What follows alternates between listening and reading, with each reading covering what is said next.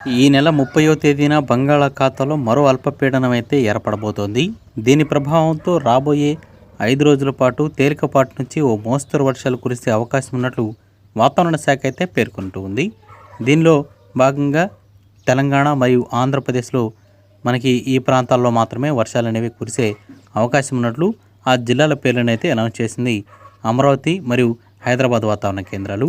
ఇక వివరాలకు వెళదాం. ఎవడైనా లైక్ చేయండి, వెంటనే ఛానల్ని సబ్స్క్రైబ్ చేసుకోండి. ఆంధ్రప్రదేశ్ మరియు తెలంగాణ రాష్ట్ర వ్యాప్తంగా రాబోయే 5 రోజుల్లో చెదురుముదురు వానలు అనేవి కురిసే అవకాశం ఉన్నట్లు వాతావరణ శాఖ అయితే పేర్కొనింది. ముందుగా సముద్రానికి దగ్గరగా ఉండే జిల్లాల్లో మాత్రమే ఈ వర్షాల ప్రభావం అనేది చూస్తామని, అన్ని ప్రాంతాల్లో వర్షాలు అనేవి కురిసే అవకాశం చాలా తక్కువని పేర్కొనింది. ఈ నెల 30వ తేదీన తర్వాతనే వర్షాలకు సంబంధించి పూర్తి స్థాయిలో అప్డేట్ అనేది ఉంటుందని పేర్కొంటూ ఉన్నారు.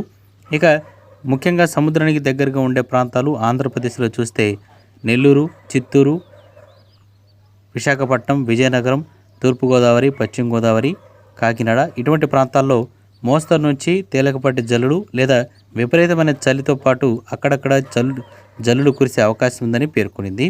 ఇక సముద్రం నుంచి వస్తున్న గాలుల తేమ ప్రభావం వల్ల రెండు తెలుగు రాష్ట్రాల్లో మాత్రం చలి తీవ్రత అనేది ఎక్కువగా ఉంటుందని, పొగమంచు అనేది దట్టంగా అలుముకుంటాయని పేర్కొనింది. దీని ప్రభావంతో వాహనదారులు తీవ్ర ఇబ్బందులు పడే అవకాశం కూడా ఉన్నట్లు వాతావరణ శాఖ అయితే హెచ్చరికలు జారీ చేస్తుంది.